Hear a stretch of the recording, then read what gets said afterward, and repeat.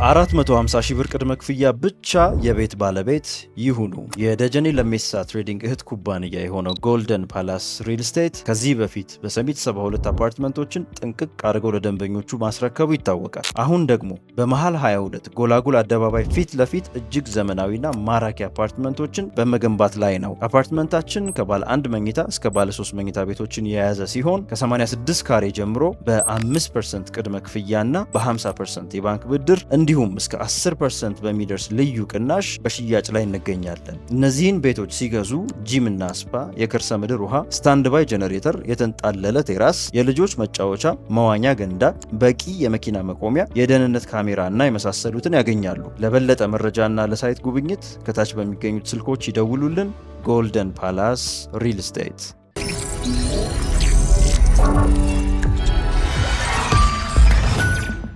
ማረጋገጫ ይቀረዋል። ከቴህራንና እንዲሁም ከዋሽንግተን ተረጋግጦ ስንሰማው በውል የምናውቀው ይሆናል። አሁን እንደምናነበው ዜና ከሆነ ግን ኢራን ተለሳልሳለች፣ ከድመት ፀጉር በላይ ለስልሳለች ነው የሚለው ኢሳያስ። ኢራን ለሰለሰች? ያ ከድመት ፀጉር በላይ ነው የለሰለሰችው። ይህ ከዓለምነህ እንስማ ፕሮግራማችን ነው። ከዓለምነህ እንስማ። ዓለም ከድመት ፀጉር በላይ ለሰለሰች? ያ ማለት ይሄ የማነበው ነገር መቼም ብዙ ነገር ይጀመራል ይባላል።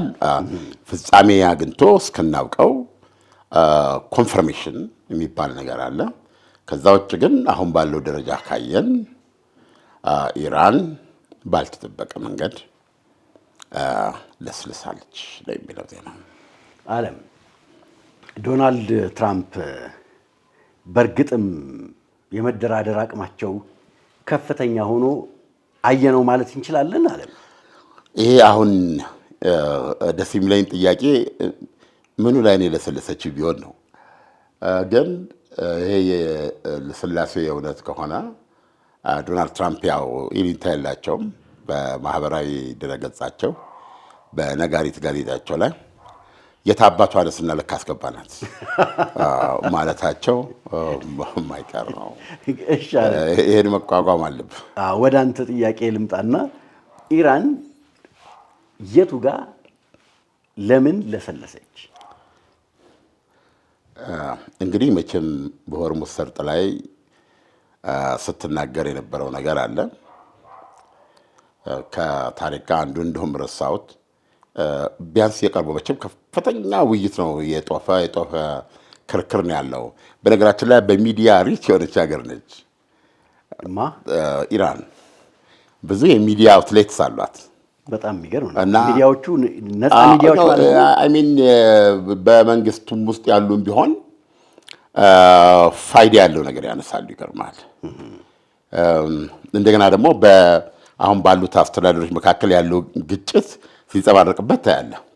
ማት ናቸው የዜና ምንጮቻቸው እና እዛ ውስጥ ትልቁ እንግዲህ በጣም ጉምት የሆኑ ተንታኞች አሉ፣ የፖለቲካ ሳይንቲስቶች አሉ፣ የጂኦፖለቲክስ ተንታኞች አሉ፣ መንግስት ራሱ አለ። እንግዲህ መንግስት ያው ራሱን የሚያስተዳድረው በዚህ መልኩ ነው እና ሆርሙዝ ሰርጥን የገለጹት ከዚህ በፊት እንዳልነው አንድ ዘፈን አለ የሪሃና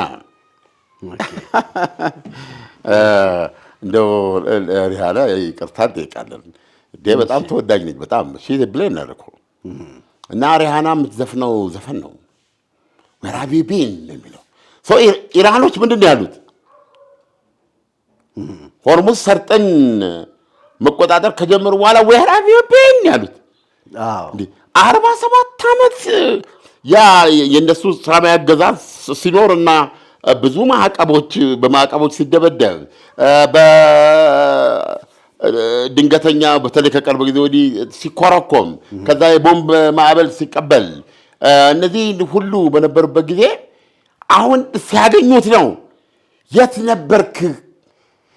ለምን እስካሁን? ለነገሩ እኮ አልፎ አልፎ ኢራን እዘጋለሁ የሚል እኮ ሐሳብ ነበራት ካሁን ቀደምም። እሺ። እና ሙሉ ያው ግን በተጨባጭ የዘጋችው ግን አሁን የዘጋችው እና እንግዲህ እንደምታየው እሱን ከዘጋች ጊዜ ጀምሮ ሁለት ሌላ ያላን ያሉ ነው የሚመስሉት በዓለም ላይ አሜሪካና ኢራን ነው እኮ። ቻይና ጠፋች እንደ ከመድረኩ። ሩሲያ እስትንፋሿ እኮ አይሰማም። ሩሲያ እንኳ ትግል ላይ ነች። ሩሲያ ትግል ላይ ግን ቻይና በዝምታ ነው የምትመታው። በሩን ዘግቶ የሚሰራ ሀገር ናት። የእሷ ታይዋን አሁንም ታይዋን እና እዚህ ሲዳሙ እሷ ላይ የሚጨምረው ነገር አለ። ብዙ አትሰጥም። አሁን የእሷ ካልኩሌሽን አሁን ዶናልድ ትራምፕ ለምንድን ነው ከመሬት ተነስተው 14ተኛው ድብደባ ላይ ያቆሙት? አለ 13 አድርገዋል። 14ተኛው ላይ የሚለው ሲኤንኤን ያስነበበን እኚህ ማናቸው የኤታማዦር ሹሞች ሊቀመንበር ዳን ቃየል ኧረ ጌታዬ ጎተራው እኮ እንትን እያለ ነው፣ እየቀነሰ ነው፣ ጥይቱ እየተራቆተ ነው፣ ግን እንሂድ ካሉ ጦርነቱን እቅዳችንን ለማሳካት ሰክሰስፉል እንሆናለን፣ እሱ ችግር የለውም ብለዋል። ግን ጎተራው ጥሩ አይደለም ብለዋል። አየህ አሁን ምንድን ነው አሜሪካ ተንሰራፍታ ብቻዋን በላይ በመራችበት ጊዜ ይህ አያሳስባትም። አሁን እያንዳንዱ አሜሪካ በተኮሰችው ባቃጠለችው ባሩድ መጠን ቻይና እየጨመረች ነው። ገብቶሃል? ስለዚህ አሁን የመጨረሻው እና እውነተኛው ፍልሚያ መቼ የሚደረግ ነው? ከቻይና ጋር የሚደረግ ነው። አየህ በዛ ሰዓት ነው የሚንቀሳቀሱት። ያ ሰዓት ሲመጣ ቻይኖቹ አንደኛ ነገር ምንድነው አሁን ቻይኖቹ የሚያደርጉት? አሁን ታይዋን ላይ በሚዘምቱበት ጊዜ አሜሪካ እዚህ መሀል ትገባለች ነው? የለማ ስንቅ እሱ ነው እኮ። አሁን እነሱ መቼም ጉልበቱ ምንም እንደሱ ጋር ይረክሳል። ያላቸውን የሚሳይል ክምችት ማሰብ ነው አይደለም እንዴ? አሜሪካ አንድ ታድ የሚባል ሚሳይል አላት። እሺ። እና በጣም ያው እንደዛኛው ነው ማነው እንደ ዳይት ፓትሪዮት። ይሄ ከፓትሪዮት የሚለየው ያው ቦሊስቲክ ከእንትኑ ይወጣና ከዚህ ከሶስቱ የአየር ንብርብሮች ይወጣና ከዛ በኋላ አፍንጫውን ደግኖ ነው የሚገባው። እሺ። እና ኢላማው ላይ ኢላማ ወቃጭ ነው፣ እንደ ሙቀጫ እንደሱ ነው የሚያርፍበት ማለት ነው። እና ኃይሉ ምኑ እንግዲህ አስበው በጣም ለፍጥነቱ ጀጉድ ነው።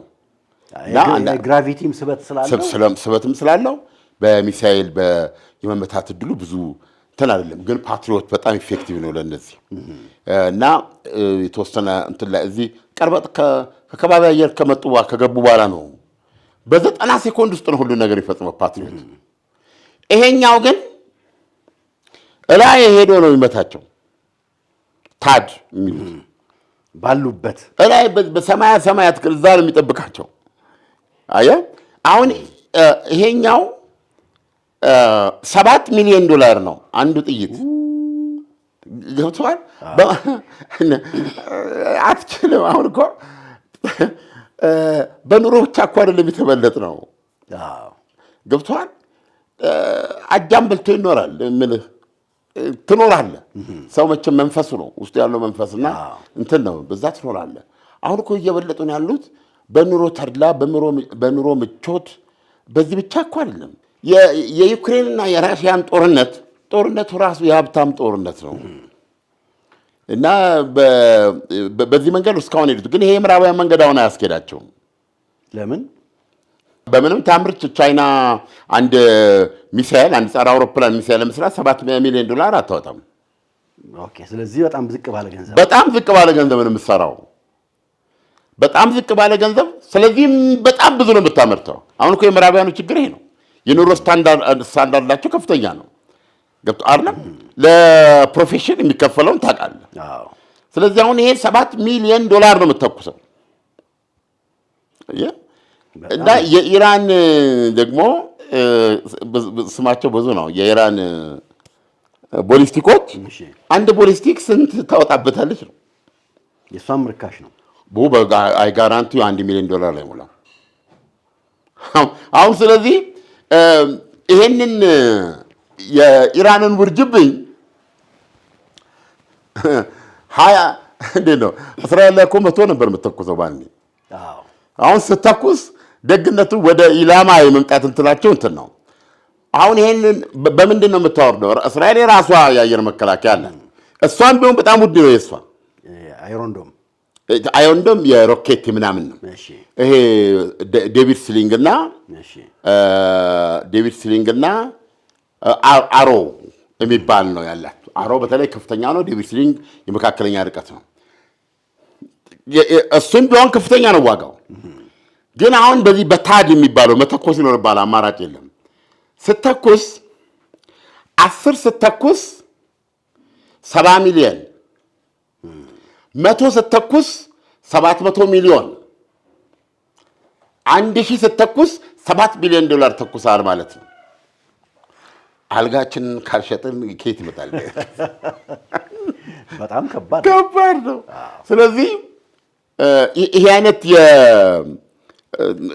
ትልቅ ክፍተት አለ አሁን በምዕራቦቹና ኢቭን ራሽያ በእንትኖቹ ደረጃ አታወጣም። የእሷም ዝቅተኛ ነው አምልክ በራሽያም ስታንዳርድ የዚህን ያህል አይወጣም። ስለዚህ ብዙ ጊዜ ወጪው ከፍተኛ የሚሆነው የምዕራባውያን እና ይሄ ችግር አለ የመሳሪያ እንደዚህን ማለት ነው። ስለዚህ ይሄኛው አሁን ምን እየሆነ ነው? ዲፕሊት እያደረገ ነው የአሜሪካ። ምክንያቱም በኢራን እስራኤል ጦርነት ላይ ጠቅላላ አሜሪካ ያላት 6 ነው የተባለው። ይሄ ታድ መተኮሻ 6 ነው መሰራት አለበት እንጂ አዲስ 6 ነው። ተሱ 2 ነው እንደዚህ ለእስራኤል ሰጥታለች። ለወንድም የሚደረግ ነው። ምክንያቱም ጦርነት የለማ። ስለዚህ ተረጋግተህ ነው የምትኖረው። እንዲህ ነው ጦርነት የሌለው። ጦርነት ዝም ብሎ ዘሎ የሚመጣ አይደለም። ቻይኖቹ እኮ እዚህ ጋር ቁጭ ብለው 50 ዓመት ነው የሚያስቡት። አለበዛማ የሉም ማለት እኮ ነው አይደል እንዴ? የሌለው ሰው ህይወቱ ቼክ ቱ ቼክ ነው የሚባል ወይም ከእጅ ወደ አፍ አይደለም። አረ ያለቀ ሲባል ግድ የለም እንትኑን በእንትኑ አድርጉና በአሁኑ በሶ ይበጥበጥና ደሞዝ ሲደርስ እንደዛ ነው። ደሞዙ እንደመጣ እኮ ነው እጅ ላይ የለም እኮ እንትኑን አለቀ እና እንደዚህ ትኖራለህ። ደግሞ ያለው ማማሩ ያጣ መልክ የለው። ይሄ አይነቱ እንትኑ የተዘጋ ይሄ ምናምኑ ተዘግቶ ከዚህ በኋላ 20 ዓመት ነው ያለኝ እኔ ሳልፍ ድርጅቱን ሰለሞን ይዘዋል። ሰለሞን ገዛ በኋላ በዚህ እንዲናርጎ ደግሞ ይሄ በዚህ በኩል ለልጆቻችን ይህንን አስቀምጣለሁ ብለው የሚያስቡ ደግሞ አሉ። ስለዚህ እንደዚህ አይነት ነው ልዩነቱ እና ቻይኖቹ ጦርነት ያደርጋሉ። ይህም ጦርነት የቻይና 100ኛ ዓመት የቻይና ኮሚኒዝም 100ኛ ዓመት በ2049 ነው የሚከበረው። ስለዚህ ተደግሶ እየተጠበቀ ነው ማለት ነው። የቻይና እኔም አልቀርም እድሜ ቢሰጠኝ በእግሬ ነው የሚሄደው። እዛው ሄደን እንዘገባለን። እንግዲህ ስኖት ቢግዲል ቻይና መሄድ ማንም ሰው መሄድ አለበት። የቻይና 100ኛ ዓመት ገብቷል ሲከበር። አሁን የቻይና 100ኛ ዓመት ሲከበር አትጠራጠር፣ ታይዋን የቻይና ሆናለች። የሚጠበቀው ይሄ ነው በቃ ሆኗል። ወይ ይሄ ወይ ምንም 100ኛ ዓመትም የለም ሀገርም ላይኖር ይችላል። ገብቷል። ፈርታት ሞት ይባል ነገር አለ። አሁን እንግዲህ አሜሪካ እስካሁን ድረስ እስቲ ወንድ ቀንድሼ ነው የምጥል ብላለች። ግን አሁን እዛ ፖይንት ላይ ነች ወይ? ቻይናን ቀልጥሜ ነው የምጥልሽ ማለት ትችላለች ወይ? ገብቷል። በኒውክሌራቸውን በየዓመቱ አሁን ያለው ዘገባ 1000 አረር ነው እየጨመሩ ያሉት የሚባል በየዓመቱ። ስለዚህ አሁን ታይዋን ላይ ለመወርወር አይ ቲንክ 5 እና 10 ዓመት ቢቀራቸው እና እስከዛ ድረስ የኒውክሌር ግምጃ ቤታቸው ምን ያህል ይሆናል? እሱን የፈለጉበት ቦታ የሚያጎደጉድበት ሚሳኤል ክምችት ምን ያህል ይሆናል? እሱ ብቻ አይደለም። ከአሜሪካ በኩልም የሚመጣውን ሚሳኤል እናት መሬት ላይ ሳይወድቅ አየር ላይ እንዴት እናበራየዋለን? አሁን አሜሪካ እንደምታስበው እነሱ በዛ ደረጃ ነው የሚያስቡት። ስለዚህ የሆነ ፖይንት ይመጣል። የሆነ ፖይንት ሲመጣ እዚህ ቻይና የምትገነባው ሚሊተሪ ዓላማው ምንድን ነው? ለዩናይትድ ስቴትስ አሜሪካ እዛ ደረጃ ሳይደረስ እንኗኗር፣ በቃ በመኗኗር መጠቃቀም እንችላለን። የታይዋንን ነገር እስካሁን መተንበታል። ለሁለታችን ህልውና አይሆንም እና እንተላለፍ የሚል ነው። ማለፍ አለብኝ ነው። ፕሊስ ልሂድ ነው። አይ አትሄድም። በቃ አሜሪካ የማትገዛበትን ዓለም ወይም አሜሪካ ማታዝበትን ሰከንድ ፊድል የምትጫወትበትን ሁኔታ እኔ እንትን አልልም ካልክ ደግሞ ወይም ይዋጣላቸዋል ማለት ነው። የኒውክሌር መሳሪያ ባለበት ዘመን ላይ መዋጣት ብሎ ነገር የለም። ተዋግቶ ማለቅ ነው። ተዋግቶ መትረፍ የለውም። እነዚህ ሁሉ ተጨምረው ቻይና ሂደታዊ እውነታው ነው ማለፍ አለባት ማለት ነው። የታይዋን ጉዳይ መጨረሻ ላይ በታይዋንና በቻይና ብቻ የሚፈጽም ነው ማለት ነው። ስለዚህ አሁን አሜሪካ እንደ ልቧ የምትተኩስበት እንትኑ ካላት ታዲያ ዳንኩኤል የሚሉት ምንድን ነው? ዳንኩኤል እኮ አሁን ያስፈርታችሁ መስሎ ነው እንዴ? የኢራን እኮ አይደለም፣ ከኋላ ያለው ነው። እኚህ የአገሪቱ ሚሊተሪ ራስ ናቸው። ገብቷል። የሚያዩ እኮ እንደዚህ የሚያዩ አሉ። ገብቷል። ራሽያም ጭምር። ስለዚህ ያ ስላለ አንዱ ተኩሱን ለማቆም የተገደዱበት ምክንያት እሱ ነው የሚሉት እንጂ ኢራንን ለመዋጊያ የሚሆን መሳሪያ ጠፍቶ አይደለም። ግን አለ አሁን ለምሳሌ መደዳውን አሜሪካ ኢራን ላይ ምሽቶችን እየጠበቀች የምትፈልጋቸውን ታርጌቶች መታለች። አዎ ኢራንን እንድትለሰልስ ያደረጋት የአሜሪካ ምት እና በመርከብ ዙሪያውን የሆርሙዝ ዙሪያ በመከበቡ ነው ወይስ አሁን አንተ ባስቀመጥከው መንገድ አሜሪካ ያለው መጋዘን የጦር መሳሪያ መጋዘን እየአነሰ በመምጣቱ ነው? ዳና የውስጥ እግር ማሳጅ የረኩበትንና ጥቅሙን በሚገባ ያጣጣሙበትን አገልግሎቱን በማስፋፋትና በማሳደግ እነሆ ሁለተኛ ቅርንጫፉን ከፈተ። ዳና በአዲሱ ቅርንጫፋችን ሙሉ የማሳጅ ስቲም፣ የሳውናና የሞሮኮ አገልግሎት መስጠት ጀምረናል። ለቤተሰብ ለጥንዶችና ለሙሽራዎች ከነሚዜዎቻቸው ዳና ማለፊያ ምርጫ ነው። ዳና ቁጥር 1 ብስራተ ገብርኤል አፍሪካ ህንፃ 3ኛ ፎቅ።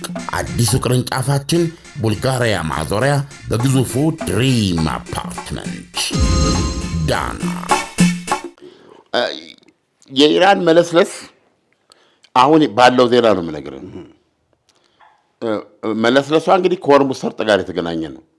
ሆርሙዝ ሰርጥን የሙሴ በትር ነው ብላለች። ያን በትሩን አንለቅም ብላለች። ያ በትር ደግሞ ምን እንዳደረገ ታውቃለህ? የዚችን የፈርዖኖችን እስከ መጨረሻው እስራኤላውያንን ነፃ ማውጣት ብቻ ሳይሆን ቀይ ባህር ውስጥ እስከነ ጭፍራው እስከነ ሰራዊቱ ፈርዖኑ ሲገባት አልቆበት ነው። ይሄን ሁሉ የተፈጸመው በዛ በትር ነው። ስለዚህ አሁን ኢራኖች ይችን በትር ነው ሲሉ በተለይ መካከለኛው ምስራቅ ውስጥ ላለፉት ስንትና ስንት ዓመታት ቀጥ ሰጥ ለጥ አድርጋ ያዘችው አሜሪካ ናት እና አሜሪካ ለኢራኖች ፈርዖን ነች። ስለዚህ ይህንን ፈርዖን መስበሪያ አቅም ሆኖ ነው ያገኙት። ስለዚህ እሱን ለቀን ድል የለም ብለው ነበር። አሁን ምን ተፈጠረ? አሁን የተፈጠረው ኦማኖች ሀሳብ አለን ብለው ሲበሩ ቴህራን ገቡ። ሲበሩ ቴህራን ገቡና እንዲህም እኮ ማድረግ ይቻላል አሏቸው። ተጽፏል ወረቀት ላይ። እንዴት? ሆርሙዝ እንደ ማላካም የሆነ ሰርጥ ነው። እነ ኢንዶኔዥያ እነዚህ መካከል የሚገኝ ነው ማየት ይቻላል። እና በዛ በኩል ግዙፍ ከፍተኛ የሸቀጦች ምልልስ ሁሉ ነገር የነዳጁ ምን ይተላለፍበታል። እና ዋነኞቹ በዛ የሚተላለፉት እነ ቻይና፣ እነ ጃፓን፣ እነ ደቡብ ኮሪያ ይታያል። የእነዚህ ሀገር ስንት ምን ያህል ግዙፍ እንደሆነ የተባበሩት አረብ ኤሚሬት፣ ሳውዲ አረቢያ በዚህ በጣም ተጠቃሚዎች ናቸው እና ሌሎችም የማላካ እንግዲህ የዳርቻ ሀገሮች አሉ ሊቶራል የምንላቸው ማለት ነው። እነሱ ለመተላለፊያ ቤሳቤስታ አያስከፍሉም።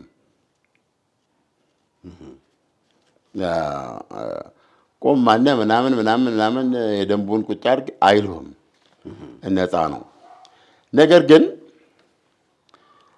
ዞሮ ናቪጌሽን ሲስተም ይሉታል አለ ስትተላለፍ አይ ቲንክ መብራት የሚያበራ ይሄ ምንድን ነው የሚባለው ላይት ሃውስ የሚባል አለ መርከቦች እንደዚህ ለዛ አገልግሎት የሚውሉ ነገሮች አሉ እና እነሱን ሁሌ ደህንነታቸውን ሜንቴን ለማድረግ አንዳንድ የቴክኖሎጂ ግባት ሲመጣ ለማከል ለመሳሰሉት በሚል እነዚህን የመተላለፊያ አገልግሎት የሚሰጡ አሁን ለምሳሌ ብዙ ለመርከቦች ላይት ሃውስ የሚባል አለ ተሰጣቸዋል። አይ ዶንት ኖ ያው የትራፊክ ስራውን ለመስራት የሚያስፈልጉ ኢንስትሩመንቶችን ለማደስ ለመጠገን አፕዴት ለማድረግ በሚል እነዚህ የጠራውን ሀገሮች ይለግሳሉ። ፊክስድ አማውንት የለውም። በቃ ለዚህ ብለው የገንዘብ ቋት አላቸው። ዋቴቨር በፈጠሩት እንትን ያስገባሉ። ይሄው ነው አለቃ። እና ምን ያህል ነው የሚለውን ለማጣራት ስሞክር የሚሰጡት ገንዘብ አሁን እነ ሳውዲ ራሳቸው እነ ተባበሩት አረብ ኤሚሬትስ፣ ቻይና ዋናዋ፣ ጃፓን ምን ያህል ነው መልቲ ሚሊዮን ያህል ምን ያህል ስትል በአመት ይገርማል። የእነዚህ ሀገሮች ተደምሮ ከ2 እስከ 3 ሚሊዮን ዶላር ይሄ ምን ከ2 እስከ 3 ሚሊዮን ዶላር እንደነገርኩሽ ጊፍት በቃ ያን እንዲያደርጉ ነው። እና ብሩን ለማወቅ ከመፈለግ የተነሳ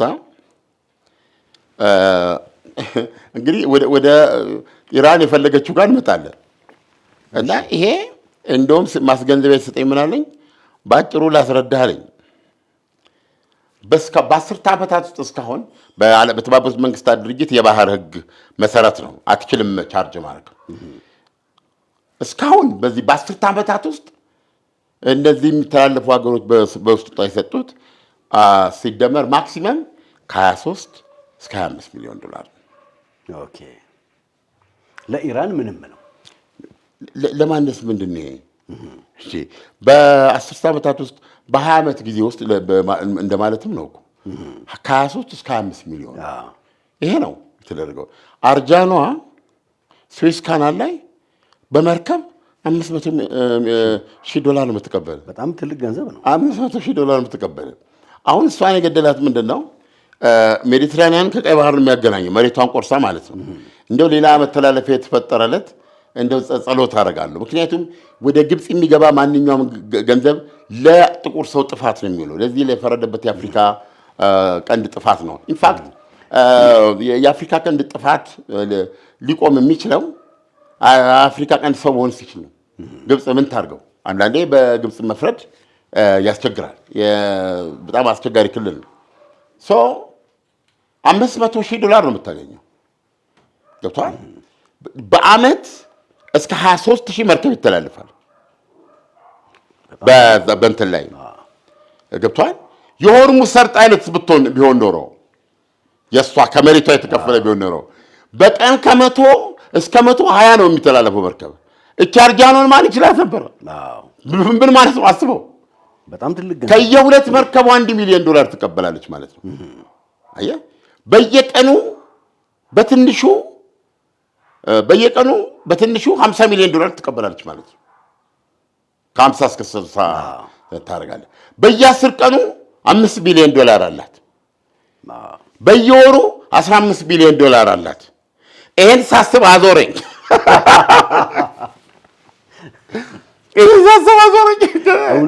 እውነት ነው። በቃ በጣም ትልቅ ገንዘብ ነው። ሌላ ምንም በስመ አብ ወልድ መንፈስ ቅዱስ። አሁን በምኑ ነው የተደሰት ነው?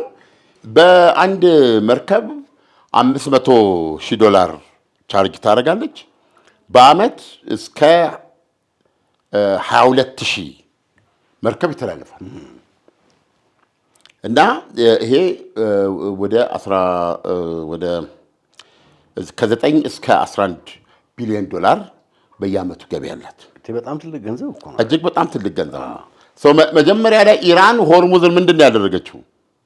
$2 ሚሊዮን ነበር ማስከፈል የጀመረችው በአንድ መርከብ። ዘረፋ ነው ይሄ ደግሞ።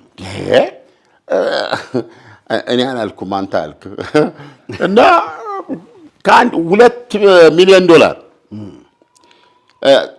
እስከ 120 መርከቦች ነበረ የሚተላለፉት በዛ። እንግዲህ የሆነ አሬንጅመንት ከኦማን ጋር መግባት የፈለገችበት ምክንያት ለምንድን ነው? ለምሳሌ ሁለቱም ግዛታቸውን የማይነካ በመካከል መተላለፊያ አለ። እሱንም አብራ በቃ ለመቆጣጠር በእንትንነት ለማድረግ ምክንያቱም በኦማን ከተላለፉ በዛም በመተላለፍ የእሷን ኢግኖር ሊያደርጉ ይችላሉ። ያ እንዳይመጣ ኦማንም ማስገባት አለባት። ስለዚህ አሁን በዚህ ስሌት ስትሄድ በቀን 100 በሚል እንኳ ሚኒመም ብንነሳ እቅዷ ምንድን ነው? ከአንድ መርከብ $2 ሚሊዮን ታገኛለህ። ከ10 20 ሚሊዮን ከ100 200 ሚሊዮን ታገኛለህ በቀን በየ10 ቀኑ $2 ቢሊዮን አለ። በየወሩ $6 ቢሊዮን አለ። በአመት $60 ቢሊዮን አለ ማለት ነው። እንግዲህ ኢራን ይቺ ነበረች፣ ሐሳቧ ይሄ ነበረ።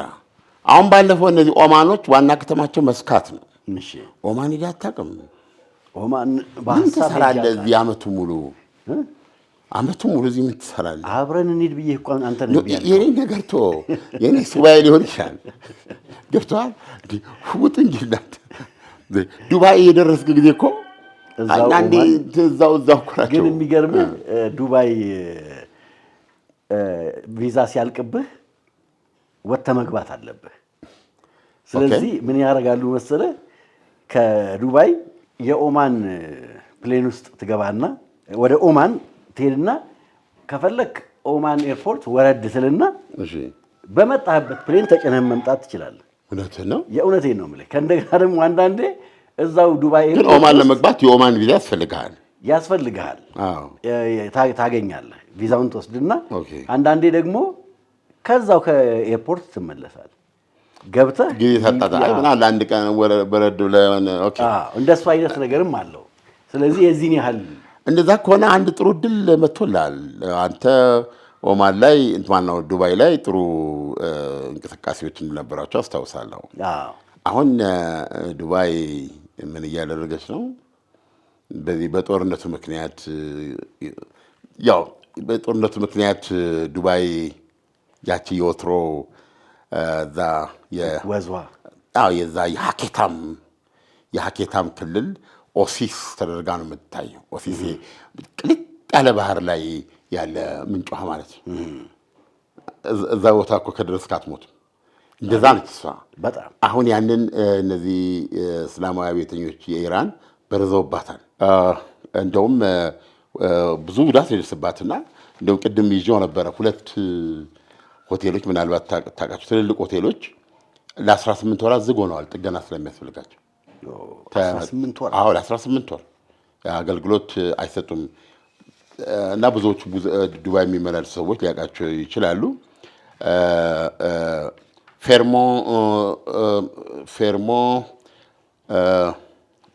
ፌርሞንት ሪዞርት የሚለው እና 5 ስታር ነው። እንደዚሁም ደግሞ ጁሜራ ቡርጂ አልአረብ ሆቴል። እነዚህ ሁለቱ ለጥገና 18 ወር ተዘግተዋል። ስቲል አንድ ፖይንት አለችኝ፣ ስደቱን ኤግዞደሱን ዱባይን እየለቀቁ የመውጣት እንግሊዞች ብቻ 30 ሺህ ናቸው ተጠራርገው ወጡት። ብዙ ነገር አታለች። አሁን ያንን ለመመለስ አዲስ ሀሳብ አቅርባለች ዩናይትድ አረብ ኤሚሬት። እስከ ኦክቶበር 31 ነው የሚሰራው ብላለች። እስካሁን በፈረንጅ ኦክቶበር 31 ካሁን ጀምሮ ማለት ነው። የእንትን መታወቂያ ያስፈልጋል። ምንድን ነው የኤሚሬትስ የነዋሪነት እንትን ያስፈልጋል። እና እሱ ካለህ 1 2 3 ጓደኞች ጋብዝልን ነው ይላሉ። በማበረታቻም 896 ትከፍላለህ በሰው ታገኛለህ። በጣም አሪፍ። አንድ ሰው ስትጋብዝ እዛ የሚመጣ 896ን ኪስህ ታስገባለህ ማለት ነው። ገብቶሃል? ዋጋ የለውም እዛ ሀገር ዱባይ ገንዘቡ እንዴ አለው ብዙ ነው አይደል? ይሄ አዎ ይችን ማበረታቻ አድርጋለች። እና ዓላማው እንግዲህ ምንድነው? ኢትስ ኦኬ አለ እኮ በቃ ፕሊዝ ካም ባክ ቱ ሚ ነው ነገሩ። ይሄን ለማድረግ ነው። እና 3 ሰው ትጋብዛለህ። ያው የሚመጣው ሰው ያው ቪዛ ሊኖር ይችላል። ትንሽ ግራን የሚያጋባው ዱባይ ስትሄድ ቪዛ ከዛ ነው የሚላክልህ የሚባለው። ከዛ ነው የሚላክልህ። እዚህ ያሉ ቲኬት ኦፊሶች ቪዛውን ያመጡልሃል። ቪዛውን ይመጣልህ ይችላል። እዚህ ትከፍላለህ። እነሱ ከዛ ቪዛውን ያመጡልሃል። እንግዲያው አይ ቲንክ ሰዎች ርፍ ይበሉ እንጂ ጥቅሙ ምንድነው? በዚህ ግብዣ የሚሄዱ ሰዎች ሆቴል ነፃ ሊሆንላቸው ይችላል። ታዲያ ይጋብዙን እንዴ? ምግቡም ይጋብዙን እንዴ? አለ ይጋብዙ ወዳጅ ዘመዶች። ማን ነው በዱባይ የመኖሪያ ፍቃድ ያላቸው የመኖሪያ ፍቃድ አሰሽ አላቅም ደረጃውን ግን ኦልሞስት እንዴት ነው የሚባለው? የመኖሪያ ፍቃድ ደረጃ ይለያያል እኮ አይደል? ሳውዲ አረቢያ ጋር ልዩነት እንዳለው ነው የሰማሁት። ዱባይ አሁን የመኖሪያ ፈቃድ የሚሉት የ2 ዓመት የ3 ዓመት እንዲህ አይነት አላቸው። የሚከፈልበት ነገር የለም። የሚከፈልበት አለ። አሁን ከፍ ያለ የሚከፈልበትም አለ። አይ ዶንት ኖ ብቻ ያላቸው ናቸው። እነሱ ይጋብዛሉ ማለት ነው። እና ተነስተህ ቤተሰቦችን ይዘህ ትገባለህ። የአልጋ ወጪ የሆቴል ወጪ በአብዛኛው አይ ቲንክ ነፃ ነው የሚመስለኝ። ነፃ ነው የሚለው እንደው እንትን እንደሚል እኮ ሁለተኛ ምግብ ጠረጴዛ ሙሉ ነው ትበላለህ። ሌላው እንግዲህ አንተ ወጪ አሁን የሚሆነው ምንድነው? አንደኛ እዛ ትገኛለህ ማለት ነው። የመጀመሪያው መልእክት አሁን ዱባይ ለማስተላለፍ የፈለገችው ምንድነው? ኢትስ ኦኬ አለሁ በቃ ይሄ ነው የሚል ነው። ዞር ብለህም እንድታረጋግጥ ነው። እና ትልቁ የደረሰባቸው ጉዳት ሳይኮሎጂካል ነው። ያንን የኢራኖች ያደረሱባቸውን በዱባይን ከዚህ በፊት የበረሃ ገነት በሰዎች ጭንቅላት ውስጥ ታትሞ የነበረው ዛት ወዘ ኢንቨስትመንት እና ያንን ለመመለስ ነው። ያንን ለመመለስ ደግሞ ሰዎች ኤክስፒሪየንስ ማድረግ አለባቸው እንደገና። እና ይሄን ለማድረግ ነው እንትን ምንድነው ኮኔክሽኑ ያላቸው ጦቢያኖችም ይሄን ያልሰማ አይኖርም። ካልሰሙ ግን እንንገራቸው። ሰሙ ማለት እኮ ነው። አሁን ደግሞ እዚህ ክረምት ነው አይደል? እዛ ጦሽ ያለ ፀሐይ ነው አሁን እና ሄዳችሁ በሰላም ተኝታችሁ በሰላም በልታችሁ ዱባይን አይታችሁ መመለስ ትችላላችሁ ያለ ወጪ። ወዲህም እናንተን የሚጋብዘው ሰው 3 ሰው ነው እድሉ። ኪሱ ሞላ $2400 ኪሱ ያስገባል ማለት ነው።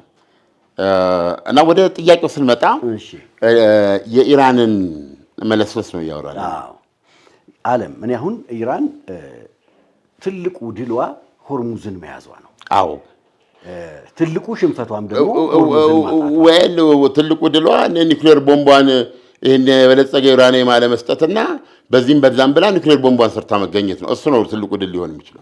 ግን ዓለም አሁን ኒውክሌር ቦምብ እንግዲህ አሁን ባለው ተጨባጭ ሁኔታ ስንመለከተው እንደው ነሸጥ አድርጎ አውጥተህ እንደው ድው የምታረገው አልሆነም አለህ። ግን የመጨረሻው ሰዓት በቃ የመጨረሻው መጨረሻ ብለንም እንግዲህ አልመጣም እስካሁን። እና ከኒኩለሩ በላይ ሆርሙዝ ኒኩለር ሆኗት ነበር አገልግሏት። ስለዚህ አሁን እሱን በዚህ ልስላሴዋ ካጣች እንግዲህ የሙሴ በትር ብላ ገልጻው ነበር። አሁን ምን ሰማ ሙሴ ያለ በትር ኢምፖሲብል አይደለም እንዴ? እሱን በትር ያ በትር እኮ እንትኖች ፈርዖኖች የሰጡት ነው እኮ አይደለም እንደ ዋዛ። ያ ፊልም ከተዛይለም ማነው ፈርዖኑ የፈርዖኑ ልጅ በኋላ ኖ የይሁዳን ነፃ አውጪ ወንበራው አንድ ጣሳ በእንትን በቆዳችን የምትሰራ እሷንና የሆነች አንድ ቀን ስቅሰጠው እኮ ነው ያንን በረሃ እኮ ነው ሄድ እንትኖችን ግዛ ምንድን ነው በረሃ ላይ የምታያቸው እነዚህ የሚናደፉ ጊንጥ የጊንጦች እንደዛ እኮ ነው የሚሉት አይደል እስኮ ፊልም አይደለም። አሁን አንዳንድ ጊዜ ዓለም የሰዎች ትዕቢትና ትምክት እጅግ በጣም ከፍ ብሎ ስታየው በፍጹም የሚሰበር አይመስልም።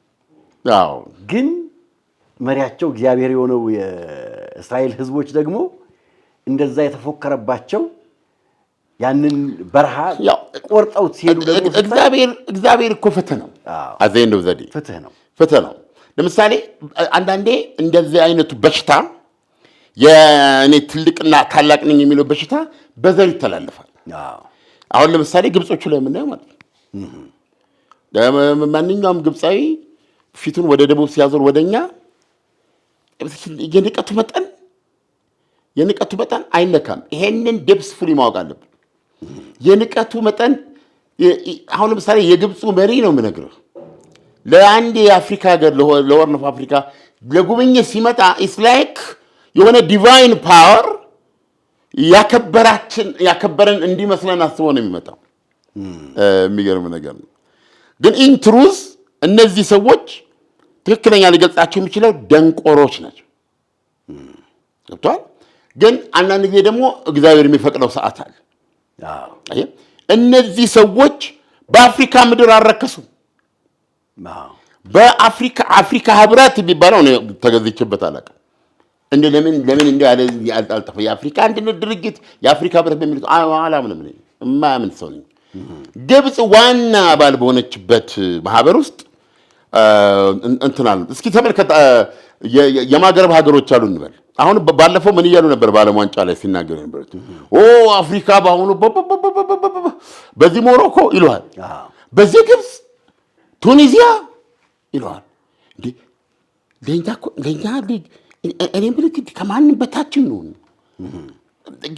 ነገር ግን በዚህ ደረጃ መናቅ አለበት እንዴ? አይደለም። በምን መዘኛ ነው ግብፅ የአፍሪካ መገለጫ የምትሆነው? ሞሮኮ እኮ እኔ አፍሪካን አልወክልም ማለች እኮ። ዳዝንት ማተር ሞሮኮ ማለቷል።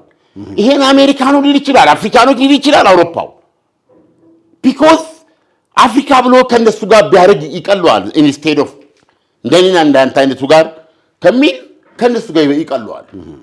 አይደል እንዴ? ቡትሮስ ጋሊ የአፍሪካ ምንድነው የተባበሩት መንግስታት ድርጅት ዋና ጸሐፊነት ደግሞ ለአፍሪካ ይድረስ ተብሎ ቡትሮስ ጋሊ መረጡ እና እኔ እናንተን ጠርተው ሉክ አፍሪካ እንዴት እኮ በኩያነት እንደምናይ ፌር ቻንስ ነው ሰጠናቸው። እዚህ ድረስ ነን እኛ ነው። አሁን የምንድነው ለኛ ምንም ክብር የላቸው። እንደዚህ አይነት ነገር ነው የሚያደርጉት። ሞሮኮ፣ ግብፅና ቱኒዚያ እዛ ጋር ሆነው አፍሪካ ተወከለች ይላሉ። አዎ ጂኦግራፊ አለ እንዴ? ጂኦግራፊ አለ። የአፍሪካ አንድነት ድርጅት ስንል ጂኦግራፊያዊ ነው እንዴ? ኦፍኮርስ አፍሪካ ግን ባይ ዲፊኒሽን የጥቁሩ ዓለም ነች እና ዲያስፖራ ሁሉ የወጣባት በባርነት ተፈንግሎ የሚሆን ለዳቦ ተሰዶ ቦታዊ ነው ዘይ ነው። ታዲያ ምን አገባትና ነው አሁን ግብፅ በዚህ በጦርነት ላይ አማካሪ ናት? ጦርነት እንደዛ ምን አገባት? በመካከለኛው ምስራቅ ውስጥ ግብፅ ተልም ያስረዳኝ። ምን አገባት? መካከለኛው ምስራቅ ውስጥ ግብፅ የማታውቀው ነገር አለ ወይ? ግብፅ በሸምጋይነት በመፍትሄ አቅራቢነት ማናይበት ቦታ አለ ወይ? ንገረኝ። በምን የተነሳ ነው? ግብፅ የራሷን ጥቅም ለማስከበር ነው። በምን የተነሳ ነው? ያው አፍሪካዊ ነኝ ብላ ስለመጣች ነው። ወደ መካከለኛው ምስራቅ ነው ብለ ኦኬ አፍሪካ ነች እሷ። ይሄን እንቀበልም። ከመቀበል ውጪ ምን አማራጭ አለው? የጥቁር ሰው እንቀበል። ዜን ግብፅ ምንድነች? መካከለኛው ምስራቅ ውስጥ ግብፅ ምን ስለሆነች ነው? ጂሚ ካርተር የሰራው ትልቁ ነገር ዋትኤቨር ካምፕ ዴቪድ ስምምነት በእስራኤልና በግብፅ መካከል ከአረቦች ጋር ውህደት እንዲፈጠር ምን ስለሆነች? አረብ ስለሆነች አይደል? ምን አይነት ነገር ነው? አረብ ናት፣ ጥቁር አይደለችም። ስለዚህ የአፍሪካ አህጉር አካል ትሆናለች። የአፍሪካ አንድነት ድርጅት ውስጥ ግብፅን አስቀምጣ እንዴት ነው የአፍሪካ አንድነት የጥቁሩ አንድነት የጥቁሩ ልዕልና ሊታወጅ የሚችለው? እዚህ ቦታ ላይ አንዱ የጥቁሩ ህልውና የሚረጋገጥበት መንገድ ምንድን ነው? የተፈጥሮ ሀብቱ ባለቤት ሲሆን አይደለም? እንዴት አድርገን ነው እኛ በአባይ ተፋሰስ ላይ 22 ሀገሮች አሉ ይላል። ከግብፅ በስተቀር ሌሎቹ በሙሉ የአፍሪካኖች ናቸው። እንዴት አድርገን ነው ያን ጥቅም የምታረጋግጠው? ግብፅን እዚህ ውስጥ አድርገን አንዳንድ ቀን የኮሚቴ ኃላፊ አድርጓታል። አንዳንድ ቀን ተዘዋዋሪ የአፍሪካ እንትን ምንድነው ጻቢያ ያደርጓታል። በእውነት ነው የምነግርህ፣ በቁም መሞት እኮ ነው። በቃ ድሪም አጥቷል። በዚህ ዓለም ላይ እጅግ የበለጸጉት ሀገሮች ናቸው። አሁንም ታታሪዎች የሚቀጥለውን ክፍለ ዘመን እየተዋጉ ነው ያሉት። ራሽያ ይህንን ሁሉ በላ የምትቀበለው ይህንን ሁሉ ሀብት እኮ መጠቀም ትችል ነበረ። ኢስኖት አባውት ነው። የዩክሬን ጉዳይ ከ50 ዓመት በኋላ ይበልጥ አንገብጋቢ ነው። ዛሬ ነው መሰራት ያለበት እሱ። ሎክ እኛን አፍሪካኖቹ ተመልከት። የግብፁ መሪ እኮ የአፍሪካ እንትን ነው እኮ ተሰብሳቢ እኮ ነው። እንዴት አይነት ሪዲኩል ነው! የአፍሪካ አህጉር ነው አይደለም። ፕራክቲካሊ ግብፅ የመካከለኛው ምስራቅ ህዝቦች አካል ናት። ያ ነው እውነተኛው ነገር። ይሄን ደግሞ ስታየው እኮ ታገጠም ነው። ኢትስ ቢግ ዲል። በዚህ ውስጥ ልንል አንችልም። ስለዚህ እነዚህ የአረብ ሀገሮች የአረብ ሊግ ነው ምናምን አላቸው። ሁሉም አረብ የአረብ ሊግ አልፈው ተርፈው ይሄን ክልላችንንም ሀገሮች የአረብ ሊግ አድርገዋል። እንዴት አድርጎ ነው እኮ እንዲህ ስሉ ልጅ ብታሳድገው አፍሪካ ውስጥ ገብቷል። በጣም እኮ ነው የሚያሳዝነው። አንዳንዶቹ ዛሬውኑ ከአፍሪካ አንድነት እየወጡ እዛ ቢገቡ ደስ ይላቸዋል። አየህ፣ ይሄ ማለት ድፊት ነው። በቃ ፐርማነንትሊ ለባሪያ ንግድ የተጋለጠ ህዝብ ነው አፍሪካ። ከማንም በላይ የነፃነትና የመብት ጉዳይ ቀናይ መሆን አለበት። ስለዚህ የአፍሪካ አንድነትና ህብረት በተለው የመጀመሪያ ነፃነቱ የሚታወጀው የጥቁሮች መሆን ሲረጋገጥ ምንም ይሁን ገብቷል። ወዳጅነት፣ ሀገራዊ ባይላተራል ግንኙነት ሊኖር ይችላል ከነዛ ጋር እና ግብፅን ከዚህ ከሆርን ኦፍ አፍሪካ ማስወጣት አለብህ። ገብቷል። ይሄ መሆን አለበት። አለበለዚያ ግብፅ ምንድን ነው የምታደርገው? አሁን ዝም ብለን እያየን ነው። እና አንዳንድ ጊዜ እግዚአብሔር ሰጣቸው። አንዳንዶቹ የማይታመም የማይሰማው ህሊና አላቸው እና ይሄ ጥብሱን፣ ቁርጡን፣ ቅቅሉን ላይ ነው የሚያስቡት እና በእነሱ ላይ አገልጋይ ይሆናሉ። በጣም ነው የሚያናድደው። እና ግብፅ፣ ኢራን በዚህ በሰላጤው አካባቢ አሁን ሳውዲ አረቢያ ጋር ሀውቲዎች ጠብ ናቸው እና የሳውዲ አረቢያ መርከብ አይተላለፍም ብሎ ይመታሉ ሀውቲዎች። ሀውቲዎች ሲመቱ ኢራን ደግፋለች። የየመን ሀውቲዎች የኢራን ናቸው እና ሰንዓ በማቁጥጥር ስር ነው በኢራን። ሊባኖስ በማቁጥጥር ስር ነው በኢራን። ሄዝቦላ ነው አይደለም እዚህ ያለው። ሄዝቦላ ከእስራኤል ጋር የሚዋጋው በሊባኖስ ምክንያት ነው ይላል። ነገር ግን ሄዝቦላ ያው የሚሰማውም ሁሉን ነገር የሚያገኘውም ሊባኖስ ውስጥ ሙሉ በሙሉ ህልውናው የተመሰረተው ከኢራን ጋር ባላቸው ሬት አለ ማለት ነው። ስለዚህ ሄዝቦላ ማለት ኢራን ሊባኖስን የራሱ ያደረገችበት ነው። አሳዶች ከመውረዳቸው በፊት ሶሪያ የማን ነበረች? የኢራኖች ነበረች። አሁን ጓሯቸው ኢራቅ የማን ናት? የኢራን ናት። ይህንን ሰው ይረዳል። እነዚህ የምትላቸው ሀገሮች ሁሉ በኢራን ምሪት በዋነኛነት ማስተር ትልሆና የምታንቀሳቀሳቸው ናቸው። አንድ ማሳያ ልንገር። ሳውዲ አረቢያ አሁን ከሀውቲዎች ጋር በጀት ትደበድባለች ገብታ። ሀውቲዎች 2 መርከብ መጥተውባት ነበር። አሁንም በዛ በኩል የሚያልፈውን ቀንሸን እንጥላለን በባልሜንዴ በኩል ከትናንት ወዲያ ነው መሰለኝ የሰው አልባ ተኩስ መቶባት ነበር እና ተኩሳ አክሽፋለች። በ450 ሺህ ብር ቅድመ ክፍያ ብቻ የቤት ባለቤት ይሁኑ። የደጀኔ ለሜሳ ትሬዲንግ እህት ኩባንያ የሆነው ጎልደን ፓላስ ሪል ስቴት ከዚህ በፊት በሰሚት 72 አፓርትመንቶችን ጥንቅቅ አድርገው ለደንበኞቹ ማስረከቡ ይታወቃል። አሁን ደግሞ በመሃል 22 ጎላጉል አደባባይ ፊት ለፊት እጅግ ዘመናዊና ማራኪ አፓርትመንቶችን በመገንባት ላይ ነው። አፓርትመንታችን ከባለ 1 መኝታ እስከ ባለ 3 መኝታ ቤቶችን የያዘ ሲሆን ከ86 ካሬ ጀምሮ በ5% ቅድመ ክፍያና በ50% የባንክ ብድር እንዲሁም እስከ 10% በሚደርስ ልዩ ቅናሽ በሽያጭ ላይ እንገኛለን። እነዚህን ቤቶች ሲገዙ ጂምና ስፓ፣ የከርሰ ምድር ውሃ፣ ስታንድ ባይ ጄኔሬተር፣ የተንጣለለ ቴራስ፣ የልጆች መጫወቻ፣ መዋኛ ገንዳ፣ በቂ የመኪና መቆሚያ፣ የደህንነት ካሜራ እና የመሳሰሉትን ያገኛሉ። ለበለጠ መረጃና ለሳይት ጉብኝት ከታች በሚገኙት ስልኮች ይደውሉልን። ጎልደን ፓላስ ሪል ስቴት። ሀውቲዎች ማለት ከኢራቅ ግዛ ነው የተኮሰባት። ከኢራቅ ግዛት ነው። መንግስትየው ኧረ እኔ እግዚአብሔርን ሆነ እንዴ መቼ ይላል። ገብቷል። የተኮሱት በኢራቅ የኢራን ሚሊሻዎች ናቸው። የኢራን ሚሊሻዎች እንትን አድርገው የሚተኩሱበት እንደ ልብ የሚንቀሳቀሱበት ነገር ያለው ጆርጅ ቡሽ ያንን ሰርቶት ሄዷል። ኢራቅ ጓሯ ናቸው አሁን። ስለዚህ በጣም የሚያሳዝነው የኢራን ውጭ ጉዳይ ሚኒስትር ደግሞ የሳውዲ አረቢያን ውጭ ጉዳይ ሚኒስትር ደውሎ በዚህ ጉዳይ ብሎ አነጋግሮታል። አሁን ምን ማለት ነው? ዘይኖ የመታቻቸው ኢራን ነች። ሀብቲ ቀውራቸው ኢራን ነች የምትመታቸው። ኢራቅ ትቀውራቸው ኢራን ነች የምትመታቸው። ስም ነው የሚቀየረው። ነገር ግን መተማማ እኔ ፈትሹኝ ነው እኮ እስራኤልን ሁሌ ጠመንጃ ሲዛ ነበር የምታደርገው። ሄዝቦላ በገጠማት ቁጥር ትምህርት ቤት ይዘጋል እስራኤል ውስጥ። ይሄ የፈረደበት አይሮንዶም ጠቅላላ ይመጣል። 4000 ካቱሻ እኮ ተኩስ ያውቃል። አንዴ በገጠሙት ጦር 4000 በዛች በአጭር ቀን እንትን ውስጥ ይሄንን ስትመልስ ገብታ ስትገል ወታደሮቿ ሲሞቱ ይሄ እውነቴን አሁን የማርላት ጉዳይ አይደለም። ይሄ ሁሉ ሲደረግ የኢራን እስላማዊ አብዮታዊ መሪዎች ቶስካኖ ነው የሚያቀሱት። ቶስካኖ ነው የሚያቀሱት። ምክንያቱም እንዴ ያኔ እስራኤል ጦርነቱን ወደ ኢራን አልነበረም የምታመጣው ከሄዝቦላ ጋር ነው።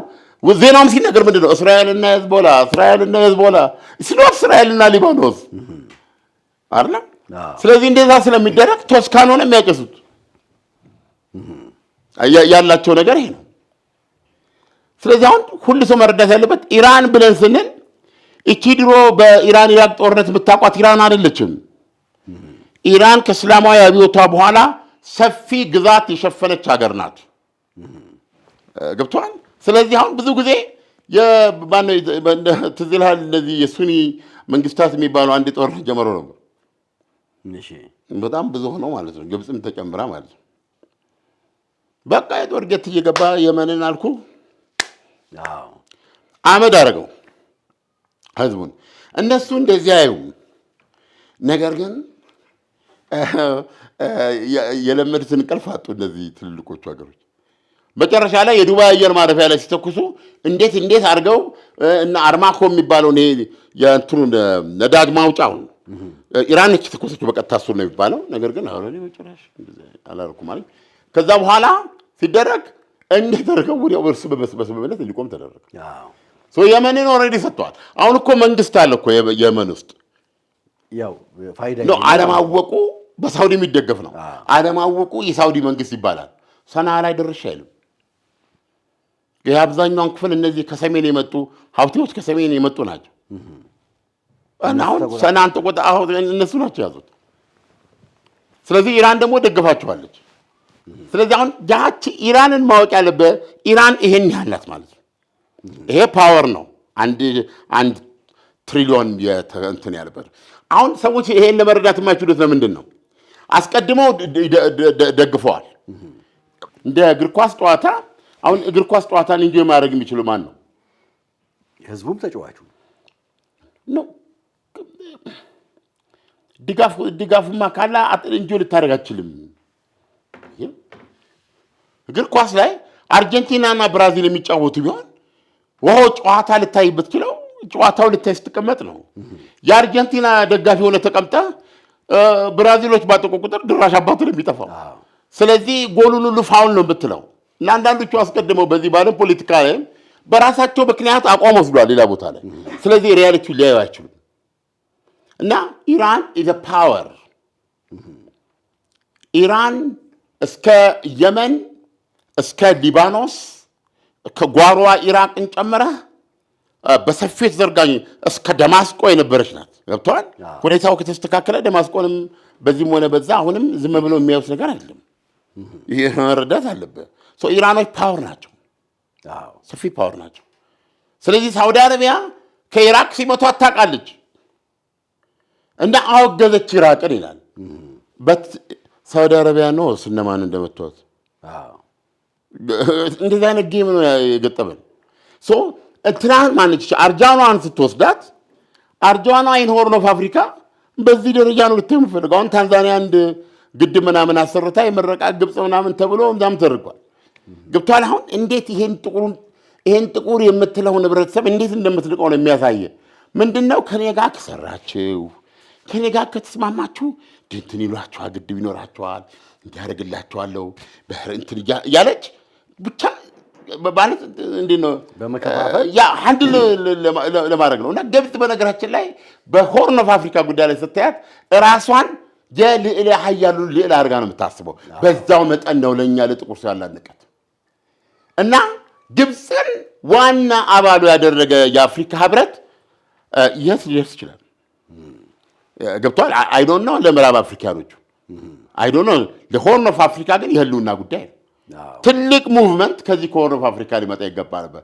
ነገር ግን ማለት የሚቻለው ጊዜው አልደረሰም ካልሆነ በስተቀረ እና ወይ ወደዚያ መጣ ዲቻርጃ ነው በስዊስ ካናል አማካኝነት ከ9 እስከ 11 ቢሊዮን ዶላር ድረስ እንደምታፍስ ነው። እና ውይይታችንን ለማጠቃለል ኢራኖች የለሰለሱት ሆርሙዝ ሰርጥ ላይ እኔ እንደው ለመቀበል ተቸግር ያለው ኦማኖች ሄዱና ሐሳብ አቀረቡ። ሐሳቡ ኢሳያስ ምንድን ነው የሚለው? ሆርሙዝ ይሄ ነው። እቺ አንቺም የውሃ ግዛት የምትገኝበት ክልል 10 ኪሎ ሜትር ያህል ሆርሙዝ ውስጥ ይገባል የኢራን የውሃ ክልል። እቺ ጥግ ኢራን ያንቺ መንገድ ነው። በዛ ደግሞ በዛኛው አቅጣጫ ስትሄድ ደግሞ ኦማን አለች። ኦማንም እንደዚሁ አላት። ጥግ ኦማን ሁለተኛው መንገድ ነው። በመሀላቸው ያለው ደግሞ ዓለም አቀፋዊ መንገድ አለ። ይሄ ነው 3 መንገዶች አሉ ማለት ነው። አሁን እንትና ያቀረበችው ኦማን ያቀረበችውና ኢራንም ራይት ምን በቃ አለች ነው የሚባለው። ሰዎች ጥፍራቸውን ሲነክሱ እና እንግዲህ አሁን ዶናልድ ትራምፕ ትጀረበቁ ያሉት ነዘ ሞመንት ያቺ ነገር እንደተረጋገጠ የታባታቸው ነው ሳልካ ገባናቸው ይላሉ። እና ይሄ አሁን ያልኩ በማላካ መንገድ ይሁን ማለት ማንኛውም መርከብ ከፈል ተብሎ አይገድድም።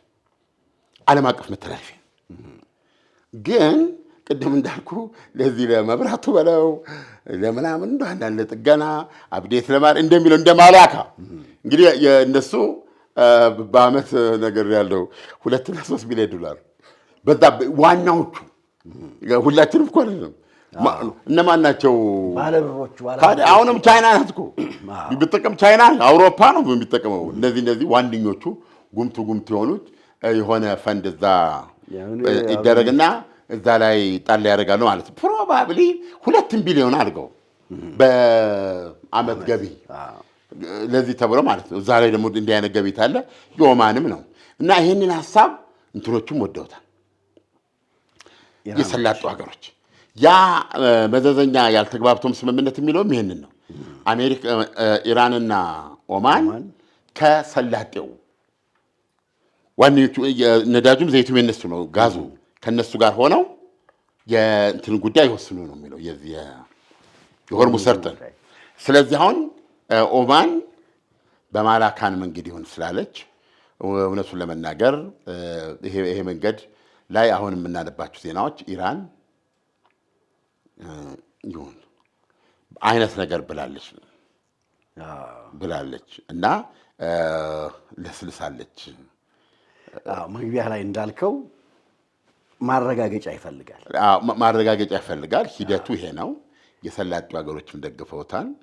ስለዚህ ብዙዎች ሀገሮች ግዴታ የሚለባቸው እነዚህ በተለይ ብዙ ፍጆታ የላቸው ፍጆታ ታውቃለህ።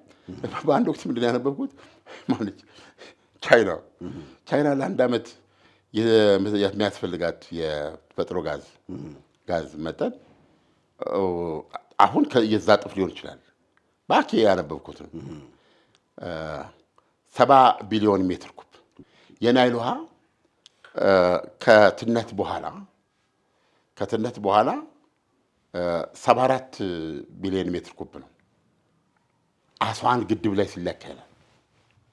አሁን አስዋን ግድብን ማየት ትችላለህ። የዓመቱን ውሃ የእሱን ያህል የተፈጥሮ ጋዝ ነው ወደ ፈሳሽ ተለውጦ ቻይና የምትጠቀመው። አሁንማ እጥፍ ይሆናል። ስለዚህ አሁን እነሱ ናቸው 500 ሺህም ሆነ 600 ሺህ እዛ ፈንድ ላይ ይወረውራሉ፣ አይገድዱም።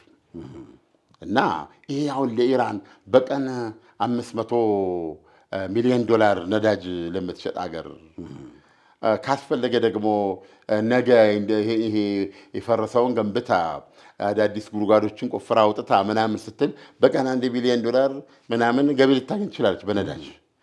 ይሄንን ስትመለከተው ባጭሩ ማለት የምችለው ይሄ ነገር አልቆና ተቋይቶ የሚረጋገጥ ከሆነ ኢራን የሙሴን በትር ጣለች ማለት ነው የሚሆነው። ኢራን ለሰለሰች፣ እንደ ድመት ፀጉር ለሰለሰች። ኢራን የሙሴን በትር ጣለች። ይሄ በጣም ገላጭ ይመስላል። በእርግጥ መረጋገጥ ይፈልጋል። ይህ ከዓለምነህ እንስማ ፕሮግራማችን ነው። ከዓለምነህ እንስማ ላይክ፣ ሰብስክራይብ፣ ሼር ሱፐር ታንክስ ውስጥ በመግባት ማበረታታት ይቻላል። በነገራችን ላይ ሰብስክራይብ ሲያደርጉ የደውል ምልክቷን ጠቅ ካላደረጓት የኛ ደንበኛ አይሆኑም ማለት ነው። እኛ የምንለቃቸው ፕሮግራሞች በሙሉ ዕለት እናንተ ጋር አይደርሳችሁ። ሌላ ኢሳያስ ሲሪየስሊ ምንድነው እንግዲህ አናቃቸውም።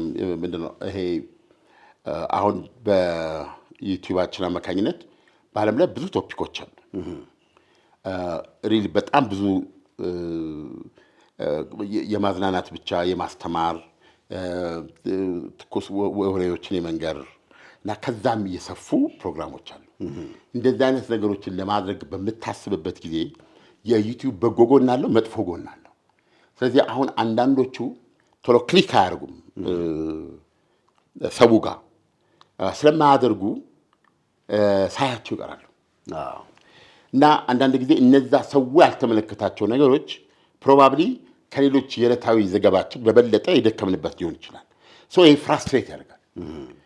ስለዚህ አንደኛ ጥቅም አታገኝም፣ ሁለተኛ ስራ እንደባከነ ነው የምትቆጥረው፣ ሶስተኛ ነገና ከነገ ወዲያ በዚህ መንገድ ለመሄድ እንዳትችል ያደርጋል። ይሄ ሲሆን ደግሞ ሁል ቀን ለአድማጮች ይዘን የምንቀርበውን ስኮፑን ያጠበዋል እና እንትን ያደርገዋልና እንደ መፍትሄ የሚመረጡ ነገሮች ሁለት መንገዶች አሉ። ላይክ ቲክቶክ በተለይ ለወደድከው ፕሮግራም አንድ ፕሮግራም ሲተላለፍ የተለያየ ፕሮግራም እኛ ማስተላለፍ አለብን፣ ሪስክ መውሰድ አለብን። ገባ? የቪዩ ጉዳይ ሊወድቅ ይችላል። እኛ ኢን ሪተርን የምናገኘው ጥቅም ላይኖር ይችላል በሳንቲም ደረጃ። ነገር ግን ያስፈልጋል ብለን ያመነውን አማራጭ ስለምንሰጥ ለሚወዷቸው ያንን ቶፒክ ለሚወዱ ሰዎች ግን እርካታ እንሰጣለን ማለት ነው። እና ይሄ ሜካኒዝም ምንድን ነው ሊያመጣልን የሚችለው? ኖርማሊ እኛ ጋር ዜና የማይቋረጥ ዋናው ስራችን እና ዜና ነክ ነገሮች ትንታኔዎች አሉ። ከዛ በተረፈ ግን ብዙ አይነት ነገሮች መስራት ይቻላል። ስለዚህ አሁን እንዲህ በሚሆንበት ጊዜ ላይክ ቲክቶክ ዩቲዩብ የሚሰጠው እድል አለ። አሁን ብዙ ሰዎች ቲክቶክ ላይ ዝግጅት ይቀርብላቸዋል። ቲክቶክ ላይ ያለውም ሰው የሚቆየውም ሆነ ያንን ኢንጆይ የሚያደርጉ ሰዎች የሚያገኙት በመካከላቸው በሁለቱ መካከል የሚወሰን ነው። እና ራሱ ቲክቶክ ምን ይልሃል? ጊቭ ይልሃል፣ ለእንትና ስጠው ይልሃል። የምትወዱት ፕሮግራም ከሆነ ያቀረብ ነው ቁጥር አስፈላጊ አይደለም። ያን ያየው ፕሮግራም በቀን 1000 ሰው ብቻ ያየው ሊሆን ይችላል። ኖት 10,000 እንደሌላ 100,000 ሰው አየው። ግን ከነዛ ከ10,000 ሰዎች ውስጥ ገብተዋል 1,000 እንኳ የወደደውና የሚነካበት ከሆነ ጊፍት ማድረግ ይችላል። በአቅሙ ማለት ነው። ያንን ጊፍት የማድረግ እድል በዩቲዩብ ምን ተብሎ ይጠራል? ሱፐር ታንክስ ይባላል። ሱፐር ታንክስ ላይ ምን አይነት ጊፍት ስንት ይህን ቼክ ማድረግ ትችላለህ። በዛ ታደርጋለህ። ሁለተኛው ደግሞ ሜምበርሺፕ ግባ ይላል።